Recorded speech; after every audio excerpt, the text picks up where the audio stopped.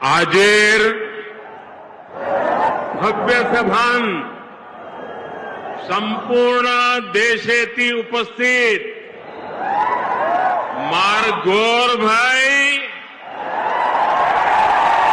याडी भेण सेन जय सेवालाल जय सेवालाल। महाराष्ट्र के गवर्नर सीपी राधाकृष्णन जी, यहां के लोकप्रिय मुख्यमंत्री एकनाथ शिंदे जी, केंद्रीय मंत्रिमंडल के मेरे साथी शिवराज सिंह चौहान, राजीव रंजन सिंह, महाराष्ट्र के डिप्टी सीएम देवेंद्र फडणवीस, अजित पवार, केंद्र और राज्य सरकार के अन्य मंत्रीगण, सांसद, विधायक और यहां दूर दूर से आए हुए बंजारा समाज के मेरे भाई बहन, देश भर के किसान भाई बहन और अन्य सभी महानुभाव और महाराष्ट्र के मेरे भाइयों और बहनों, मैं वाशिम की इस पावन धरती से पोहरा देवी माता को प्रणाम करता हूं। आज नवरात्र में मुझे माता जगदम्बा के मंदिर में उनका आशीर्वाद प्राप्त करने का सौभाग्य मिला है। मैंने संत सेवालाल महाराज और संत रामराव महाराज जी की समाधि पर जाकर उनका आशीर्वाद भी लिया है। मैं इस मंच से इन दोनों अपने महान संतों को शीश झुका करके नमन करता हूं। आज महान योद्धा और गोंडवाना रानी दुर्गावती जी की जन्म जयंती भी है। पिछले वर्ष देश ने उनकी 500वीं जन्म जयंती मनाई थी। मैं रानी दुर्गावती को भी नमन करता हूं। साथियों, आज हरियाणा में मतदान भी हो रहा है। मैं हरियाणा के सभी देशभक्त लोगों से अपील करूंगा कि ज्यादा से ज्यादा संख्या में वोट करें। आपका वोट हरियाणा को विकास की नई ऊंचाई पर ले जाएगा। साथियों, नवरात्रि के इस पवित्र समय में मुझे अभी पीएम किसान सम्मान निधि की 18वीं किस्त जारी करने का अवसर मिला है। देश के 9.5 करोड़ किसानों के खातों में आज 20,000 करोड़ रुपए ट्रांसफर किए गए हैं। महाराष्ट्र की डबल इंजन की सरकार तो यहां के किसानों को डबल फायदा पहुंचा रही है। नमो शेतकारी महासम्मान योजना के तहत महाराष्ट्र के 90 लाख से ज्यादा किसानों को करीब 1900 करोड़ रुपए दिए गए हैं। आज कृषि, पशुपालन और किसान उत्पाद संघ एफपीओ से जुड़े सैकड़ों करोड़ रुपए के प्रोजेक्ट भी जनता को समर्पित किए गए हैं। पोहरा देवी के आशीर्वाद से मुझे अभी लाड़की बहन योजना की लाभार्थियों को मदद देने का भी सौभाग्य मिला है। ये योजना नारी शक्ति का सामर्थ्य बढ़ा रही है। मैं महाराष्ट्र के भाई बहनों को, देश के सभी किसान भाई बहनों को हार्दिक बधाई देता हूं। साथियों, आज यहां आने से पहले मुझे पोहरा देवी में बंजारा विरासत संग्रहालय के लोकार्पण का भी सौभाग्य मिला है।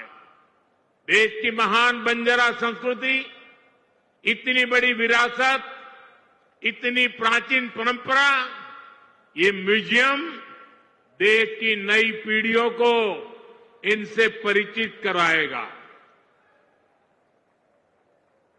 और मैं आप सबसे आग्रह करता हूं, ये जो मंच पर बैठे हैं उनको भी आग्रह करता हूं, कि आज जाने से पहले ये बंजारा विरासत संग्रहालय देख करके ही जाना।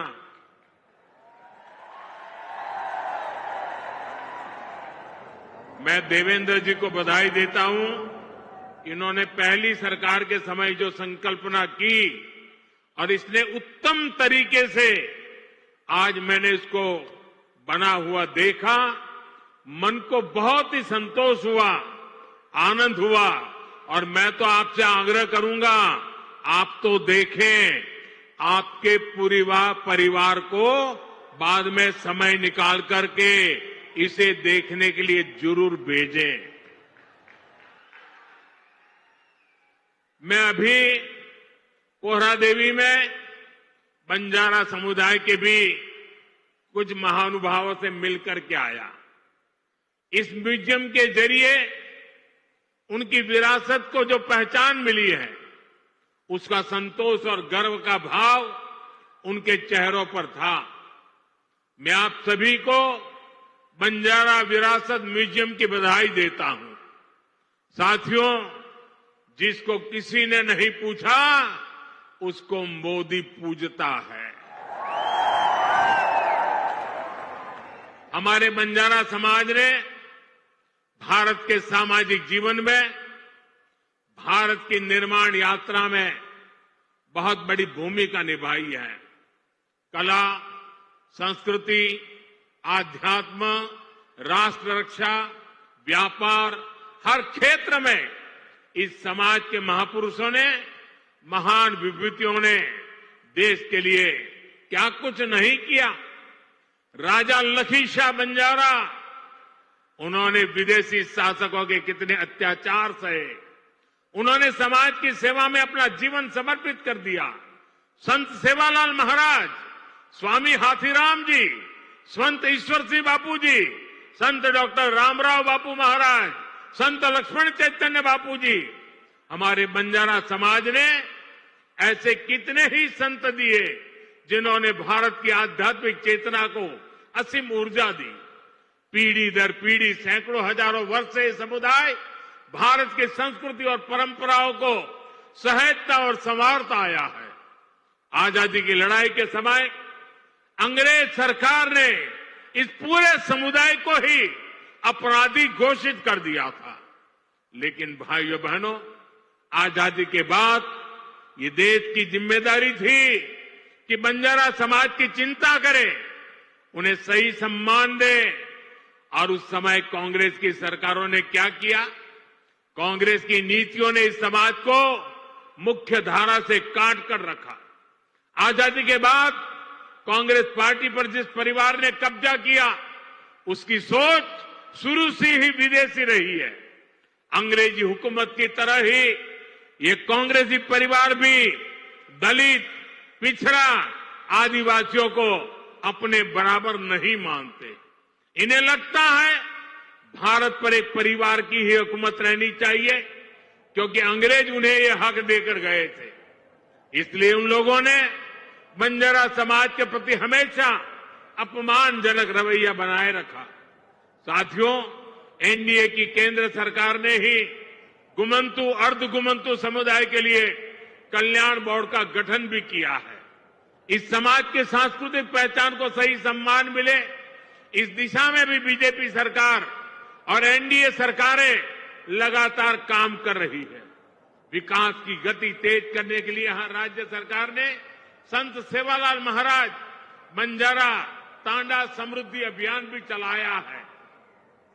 साथियों, हमारे इन प्रयासों के बीच आपको ये भी याद रखना है कि कांग्रेस और महाआघाड़ी का आपके प्रति क्या रवैया रहा है। जब फडणवीस जी मुख्यमंत्री थे, तब पहरा देवी तीर्थ क्षेत्र के विकास की योजना बनी थी, लेकिन बीच में महाआघाड़ी की सरकार आई और उन्होंने इस काम पर ब्रेक लगा दिया। पोहरा देवी तीर्थ क्षेत्र का विकास तब आगे बढ़ा जब महायुति शिंदे जी के नेतृत्व में फिर से यहां सरकार बनी।